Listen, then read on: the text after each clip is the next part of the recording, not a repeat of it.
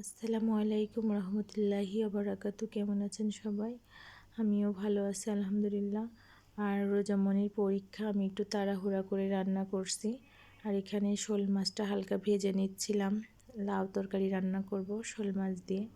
আর এই যে মুরগির মাংস কিমা করে নিয়েছি, ভর্তা করে দিব, কারণ রোজামনি লাউ তরকারি খায় না। ওর জন্য কয়েক রকমের ভর্তা বানিয়ে নিব। আর হচ্ছে এখানে কিমাটা আমি একটু হালকা মশলা দিয়ে মাখিয়ে রাখবো। হলুদ গুঁড়া, মরিচ গুঁড়া, লবণ, একটু আদা, তারপরে সব রকম মশলা দিয়ে এটা আমি মাখিয়ে কিছুক্ষণ রেখে দেব।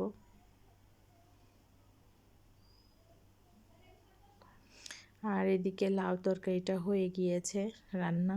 এই লাউ তরকারিটা রোজামনি একদমই খেতে চায় না, খায় না, ও খেতে পারে না। আমার খুব প্রিয়, আমার কাছে খুবই ভালো লাগে লাউ তরকারি। আর এই যে ভর্তাগুলো আমি বানিয়ে নিয়েছি। ওই পাশেরটা পটল ভর্তা, যেটা পটল ভর্তা। আর এটা হচ্ছে আলু ভর্তা, ডিম ভর্তা, ভেন্ডি ভর্তা, শসা কেটে নিয়েছি। আর এখানে ওই যে কিমাটা করে নিয়েছিলাম, মুরগির মাংসের কিমাটা, এটাকে ভর্তা করে নিয়েছি। ভাত, এটাই তাড়াহুড়া করে রান্না করেছি। আর রান্না করে ওকে খাওয়াইয়ে তারপরে একটু টিফিন দিয়ে দিব, কারণ ওর ছুটি হবে বিকেল 4টার সময়।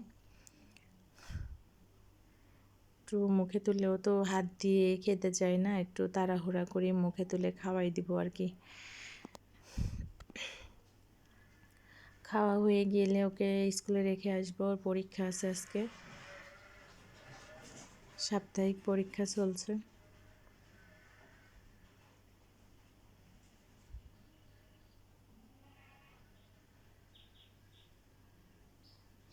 রোজামনি ভর্তা পাইলে আর কিছু লাগে না, ও অনেক ভর্তা পছন্দ করে। মানে ভর্তা থাকলে তরকারি লাগবে না, কোনো সবজি তো খেতেই চায় না। সব রকম ভর্তা দিয়ে ওকে ভাতটায় যে সাজিয়ে নিয়েছি, খাওয়াই দিব। আর আমি এই টিফিন বাটিটাই অল্প একটু ভাত দিয়ে দিব, কারণ টিফিনের সময় আসবে না বাসায়। আল্লাহ হাফেজ।